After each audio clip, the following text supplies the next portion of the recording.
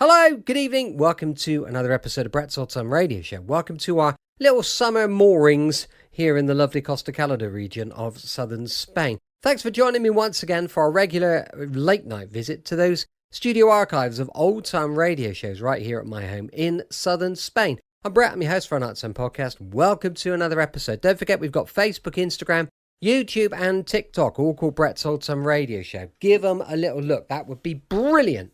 If you want to check out our other links, and we've got a bunch of different things that we do and a bunch of different links, you could go to linktr.ee/Brett's Old Time Radio Show. And you'll find everything there. A whole bunch of stuff that we do. All of our social media and stuff and the books, and it's all there. Go check it out. Now then, with it being a Wednesday, it is of course an episode of Dangerous Assignment. This one's called Find Szabo and the Briefcase. Ooh, goodness me. First broadcast on the 3rd of May, 1950.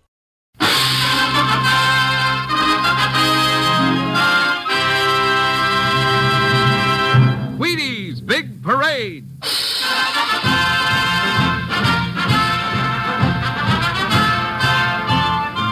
The makers of America's favorite whole wheat flakes, Wheaties, Breakfast of Champions, invite you to Wheaties Big Parade, a thrilling procession of radio's greatest summer entertainment programs. Yours for the listening on NBC.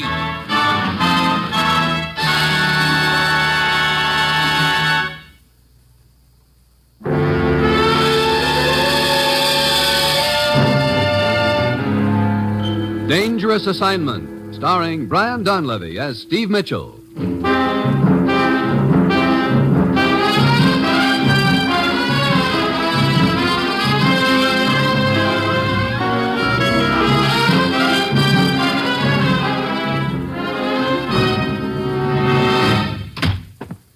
Morning, Commissioner. Well, what uncivilized neck of the woods are you sending me to this time? Paris, Steve. Paris? Hey, I like that for a change. I could use a weekend in Paris. Forget it. This is no vacation. Steve, 3 days from now, a secret meeting on atomic inspections will be held in Paris. Each country is sending a representative with a report of his country's industrial potential. Lists of factories capable of atomic production. Well, what am I supposed to do, go over there and count A-bombs? One of the Balkan countries sent a courier named Szabo to bring their report to Paris. Our legation was asked to keep it in a safe place. And an American named Blake was sent to meet Szabo. Did Szabo arrive in Paris? Yes, he was seen getting off the plane carrying the officially sealed briefcase. He disappeared right after that, and Blake was killed. Sounds like somebody was real eager to get their hands on that report. Must be hot. That's the mystifying part, Steve. The Balkan country says there was nothing sensational about it. Well, maybe there's something in it that's hotter than they realize. It's a possibility, but the point is the disappearance of that report has stirred up enough suspicion to sabotage that meeting 3 days from now. That's why you've got to get over there. Find Szabo and the briefcase, and turn the briefcase over to our representative who's waiting at the legation so he can take it to that meeting. You've got just 3 days to do it in. Well, that's it. You've got your assignment, Steve. Good luck.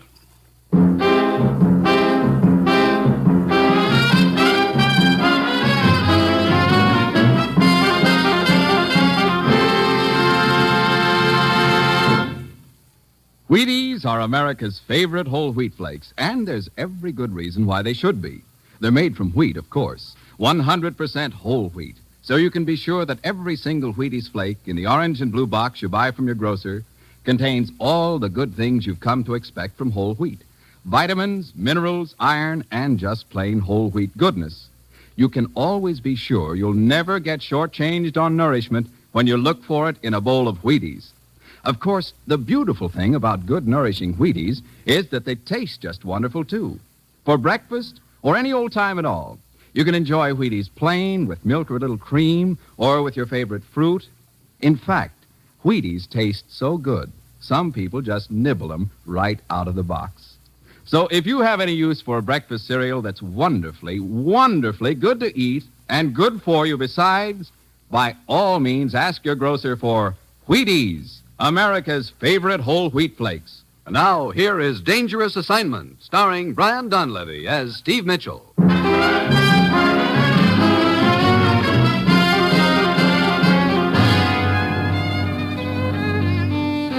Yeah, that's what I like about my job. I've always got so much time to do things in. 3 whole days, and all I had to do was fly a few thousand miles to Paris, solve Blake's murder, find a gent named Szabo in a city of just a few million, then turn his briefcase over to our representative to that secret meeting. A real cinch. Well, Wednesday afternoon I get to Paris. An hour later, I'm sitting in the office of Inspector Brevant of the French Sûreté. Monsieur Michel, a very mystifying case. We have been unable to find any trace of Szabo's whereabouts. You've got no leads at all? We have but one lead, Mitchell. She's in our way here now. She? Who is she? A girl named Sari Tedescu. Mademoiselle Tedescu, please, have a seat. Thank you. I do not understand why you have brought me here, Inspector. I wish to ask you about a man named Szabo. Szabo? Mm-hmm. But I do not know any Szabo. You were on the same plane from the Balkans. You were observed to be quite friendly with him during the flight. I've talked to several of the passengers, but I did not know their names. I see. And you are quite certain you do not know this Szabo? I have just told you I did not. Please, Inspector, I do not see what right you have. Pardonnez-moi, mademoiselle, pardonnez-moi. That is all. You may go. Very well, Inspector. Bonjour, mademoiselle. Good day. Well, looks like you got a big hunk of nothing out of that, Brevant. She is lying, Mitchell. Hmm? When we searched Blake's apartment after the murder, we found this snapshot of Blake, Szabo, and Sari Tedescu. Oh. You know, I think I'll tag along after Sari, Inspector. I'll check with you later.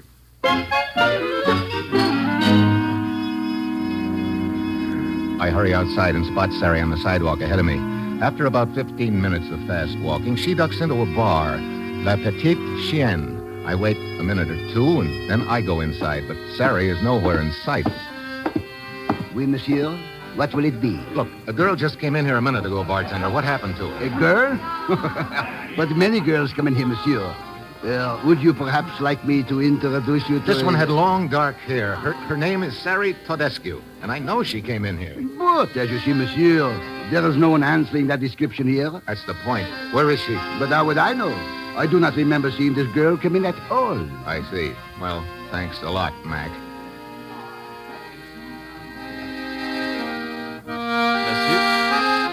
What? Monsieur, I am Anton. Perhaps you would like me to play a little tune just for you on my concertina. No, thanks. It would be pleasure. Look, some other time. You don't understand, monsieur. I specialize in playing tunes that people like to hear. Oh? So, what tune do you think I'd like to hear? I overheard you asking about a girl named Sari. What do you know about her? A man in my position has ears and eyes open all the time in places such as this. Well, skip the hocus-pocus and let's have it. But, monsieur, I make my living playing tunes people wish to hear. I get it. Okay, here's $10. $10 American? $10 American. Does that buy me the tune? But, of course. Please to tuck the bill in my pocket. Huh? Okay. Now, let's have it. This girl, Sari, was in here. Oh, great. Look, that I already know. Give me back my $10. But wait. I can't talk anymore now. I am supposed to be playing for customers. Meet me 10 minutes past midnight, nearest metro station. Metro? What's that? Metropolitan, the underground electric railway. I will be waiting for you on the ramp. Okay, Anton. I'll see you then, and your tune better be good.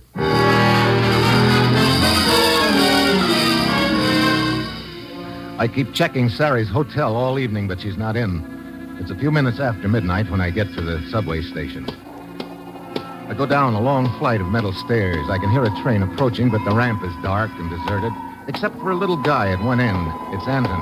He starts towards me, and then, as we're getting close to each other, a hand suddenly shoots out of the darkness and grabs one of my ankles. I lose my balance. The train is almost on top of me. I start falling onto the tracks right in front of it.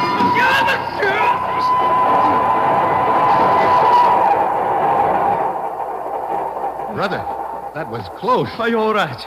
I sure wouldn't have been if you hadn't grabbed me, Anton. The man who tricked you. There he goes up the stairs. Yeah, come on. I'm going to get him. Watch out, he has gun. Get down. You okay, Anton? Yes, but, monsieur, if you are in trouble, perhaps we better forget our arrangement. Nothing doing. Now, look, what's this stuff you were going to tell me about Sari Tedescu? Well, it was just that I have seen her in bar, always talking to same men. I heard Sari tell him that it was going to happen at 22 Rue Victoire Massé. What was going to happen? I don't know, that is all I heard. Oh. 22 Victor Massé?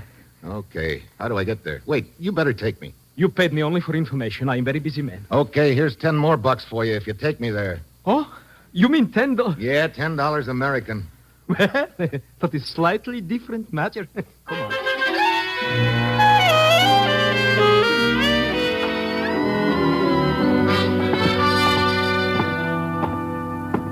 Here we are, 22 Rue Victoire Massé.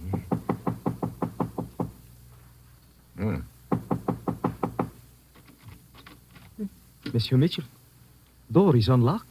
Yeah. See if you can find the light switch, Anton. Yes. He's here. Monsieur, look! Sitting in chair? Yeah. Well, he'll never get up out of that chair, that's a cinch. He's been strangled.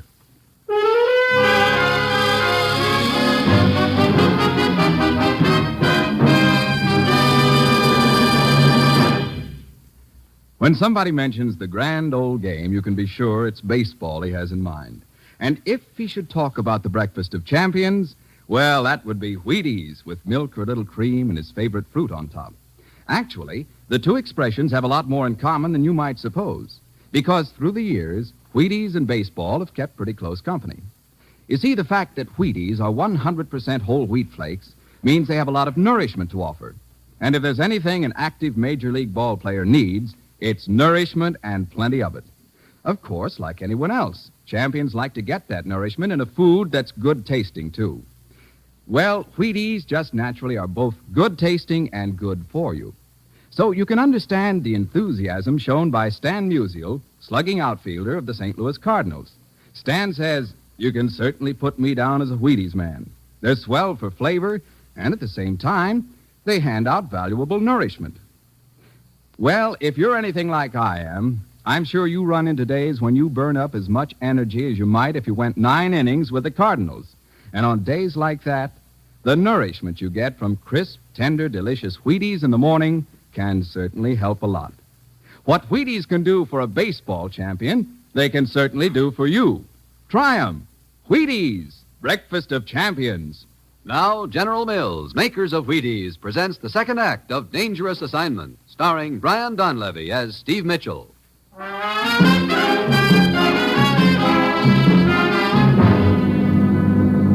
He has been strangled? Goodbye. Come back here, Anton. Monsieur, I told you I did not want to get mixed up in anything. Save it, will you? But who is this man? How should I know? Maybe there's something in his pockets that'll give us a... Yeah. Here's his identification card. Szabo. This is man you have been looking for? Yeah. But I found him too late.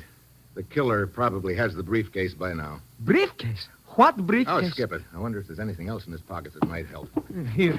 I will raise him up and you can search his back pockets. It's quite heavy. Yeah. Hey, watch out. I can't hold him. Oh, great. Now, look, pick him up and... Hey, wait a minute. What? Look, sticking out from under the seat cushion and back. That looks like a piece of leather. Here, let me get this cushion up. Well, what do you know? The briefcase. But I don't understand. If this man Szabo was killed because of briefcase, why did not killer take it with? Szabo must have been sitting right here in this chair when the killer walked in. He wouldn't tell where the briefcase was, so he got strangled, still sitting in the chair. Well, no wonder the killer couldn't find it if Szabo was roosting on it. You know, monsieur, this must be a very valuable briefcase. Why we do not open and see what is in? Look, get your hands off it. But I was just curious. Save your curiosity. You see those government seals on the flap of it? They're still unbroken, and that's just the way they're going to stay. Your part of the job is finished, Anton. You can shove off.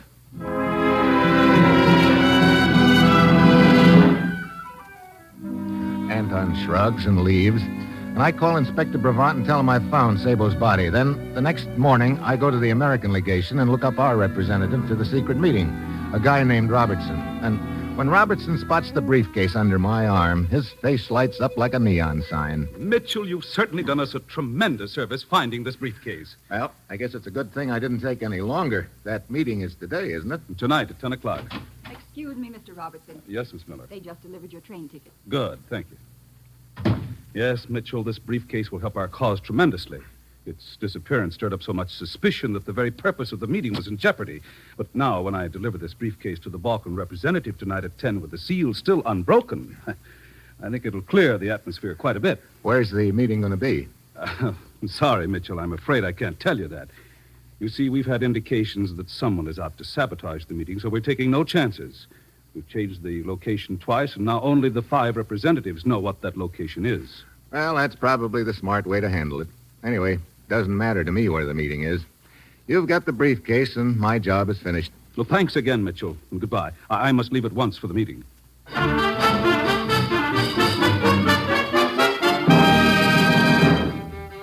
It's good to have my assignment completed.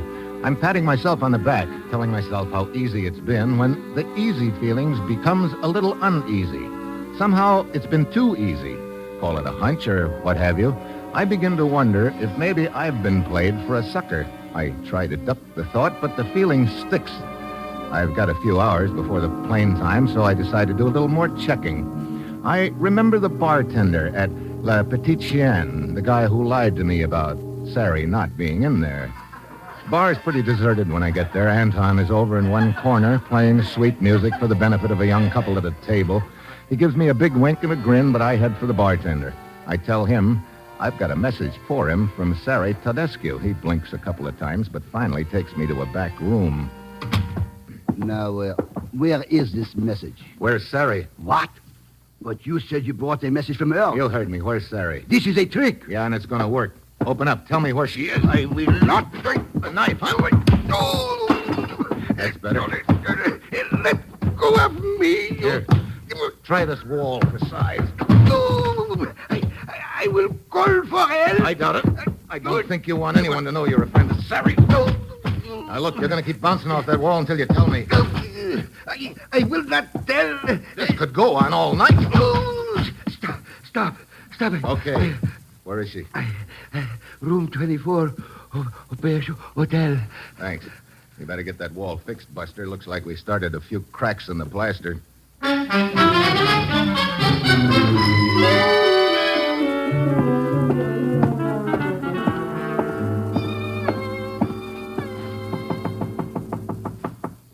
Sari, Who is it? a friend of yours.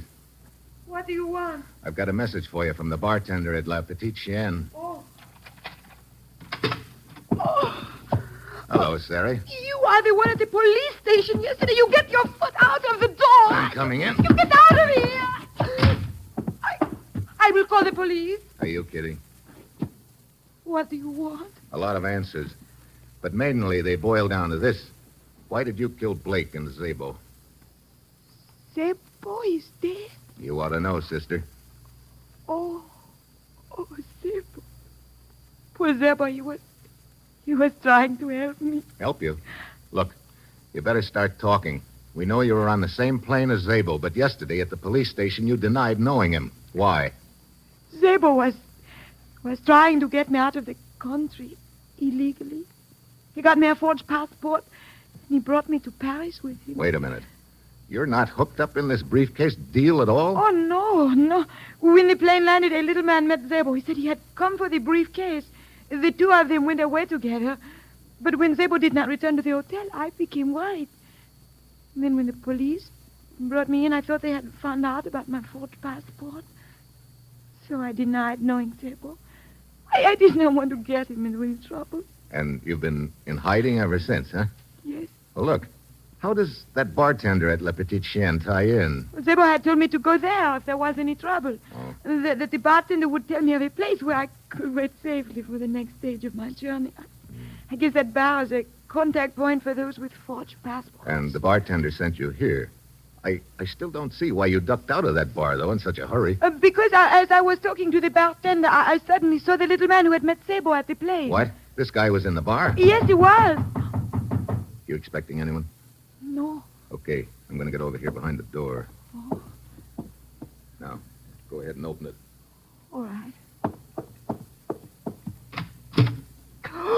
So we meet again, mademoiselle. No. Do not try to slam door in my face. That's rude. Thank you. I have been trying unsuccessfully to locate you ever since you saw me leave airport with Szabo. But a man named Mitchell helped me. He softened up a bartender to a point where I could find out your address. Don't you think this gun earns me invitation to come in? Yeah, come on in, Anton. Mitchell. Yeah, pull that trigger now and you'll blow your own foot off. Get that hand off my throat. Drop the gun or I'll break your arm. Very well, I drop it. I do not need gun. Concertina player develops strong hands, strong enough to strangle you. Yeah, just like you did Szabo, huh? But I don't think concertina players know much about judo. Take a ride, Anton. His gun is right at your feet. Yeah, I've got it. Watch out! He has a chair! Now we see who gets gun. Isn't that easy, Anton? You knocked him off balance. Yeah, here's another. Oh, the window! He cannot stop himself!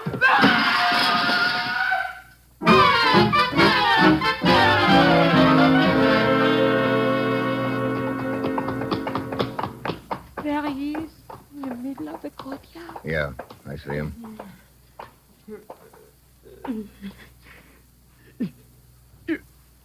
You still have not won, Mitchell. You have lost. Look, Anton, you wanted me to find Szabo's body. You led me right to it. You even lifted him up so I'd be sure to spot the briefcase. Of course.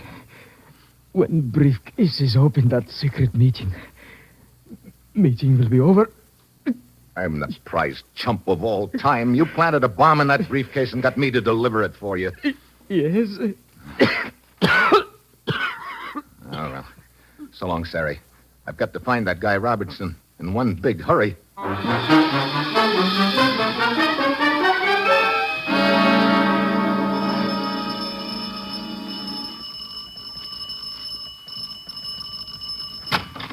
Yes? They gave me your address at the legation. You're Mr. Robertson's secretary, aren't you? Why, yes, Miss Miller. You're Steve Mitchell, the man who brought the briefcase to Mr. Robertson. Yeah, that's why I've got to find him right away. Where'd he go? Where's the meeting going to be? I'm sorry, Mr. Mitchell. I couldn't tell you even if I knew. Look, this is no time to be coy. There's a bomb in that briefcase. What? And it'll explode the second the briefcase is opened. Now, where's your boss, Robertson? His tickets were for Bordeaux. When does the train due to pull out? At 6, I think. Oh, it's 5 minutes after now. Look, get your car. We'll try and overtake the train at the first stop.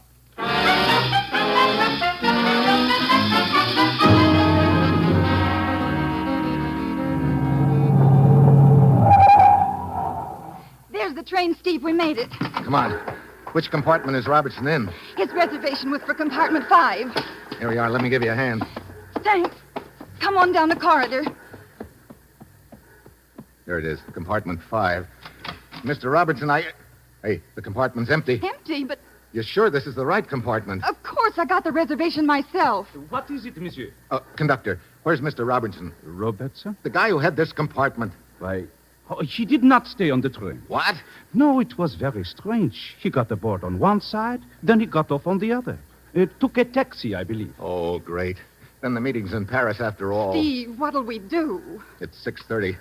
3.5 hours to locate that meeting, and all we know is that it's somewhere in Paris. Oh, that taxi driver. Yeah, that's what I was thinking. Come on, let's get back to town. You try and trace the cab, and I'll see what I can find out.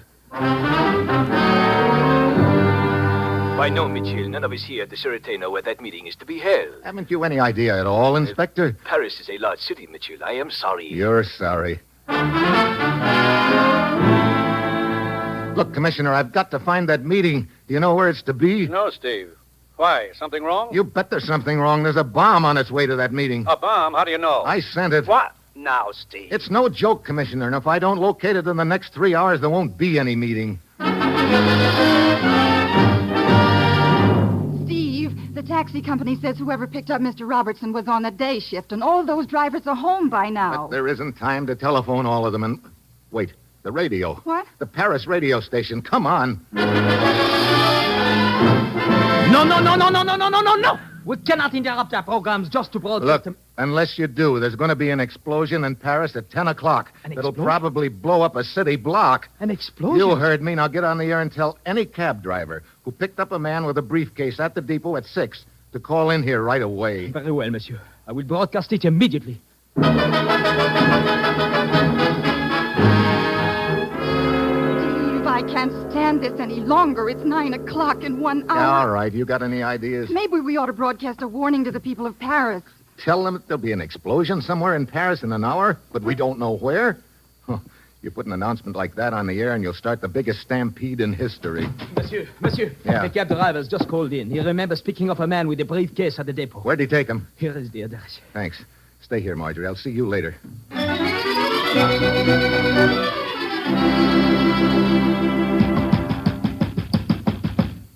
What do you want? Look, a taxi driver told me that he picked up a man with a briefcase and brought him here. What about it? Where is he? I am the man. What? Now, see, is a man to be allowed no privacy in this city? I Oh, got... fine. I'm sorry to bother you.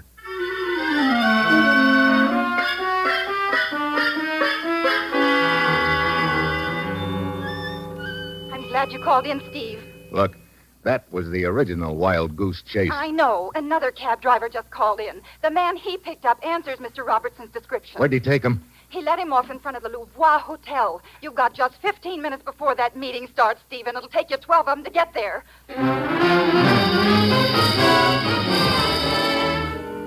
So, I break every traffic law in town and pull up at the hotel at 6 minutes to 10. The elevator operator thinks he remembers taking a guy with a briefcase up to the 4th floor.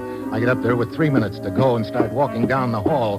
Then I spot a guy lounging at the end, and I've got a hunch I'm getting warm. He's probably a guard. I stop for a second in front of each door, but he doesn't react. Then I stop in front of the 5th door down. Suddenly he's on me like a blanket. What do you want? Look, I've got to get into that meeting. No one goes in that door. No one is going to... Sorry, I've got no time to argue. I gave the guard a fast frisk and got the key. I opened the door. It was a large suite, but in one of the rooms I spot 5 men sitting around a table. One of them is Robertson. And the first order of business is this briefcase I'm turning over to the Balkan representative. I would like him to open it at once. I think it will clear the air considerably so that we can... Wait, don't open that briefcase. Mitchell, what are you doing? Don't open that briefcase. You, I'm talking to you. But that is the Balkan representative. He has every right to open it. Take your hands off it. Mitchell! Mitchell, are you crazy? You're trying to start a war? There might have been one if I hadn't hit him. There's a bomb in that briefcase. What? Do you know what you're saying? You bet I know what I'm saying. Another second and you'd all have been blown sky high. Oh, brother, I didn't think I was going to make it here. Here, I'll take that briefcase now. Wait, where are you going? First, I'm going to turn this briefcase over to the surety, unopened, and let them worry about it from there. And second, well, I'm going to find me a good spot to have a nice, quiet, nervous breakdown. So long, Mr. Robertson.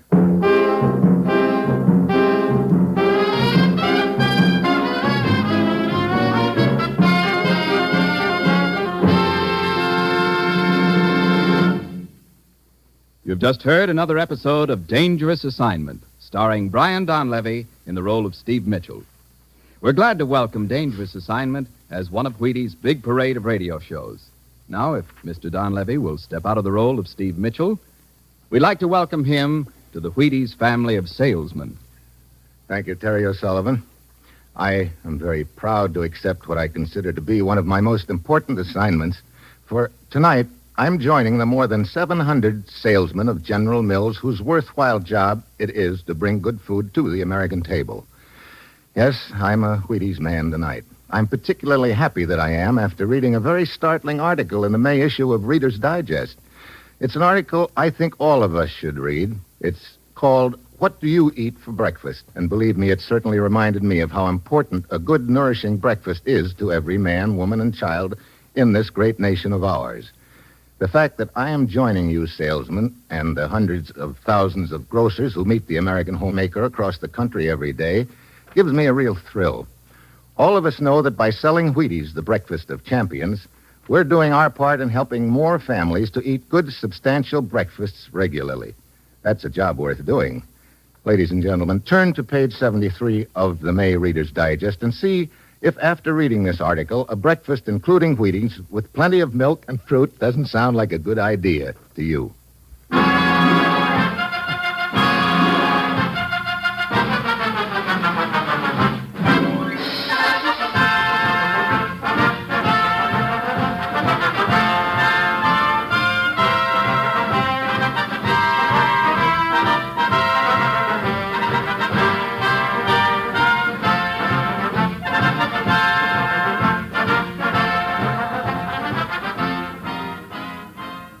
Dangerous Assignment, written by Bob Reif with music by Basil Adlam, is directed by Bill Karn.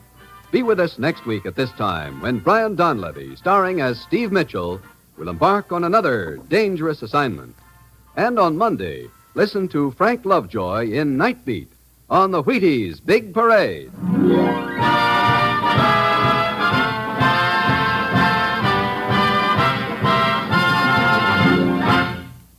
For all the family, try Father Knows Best tomorrow on NBC.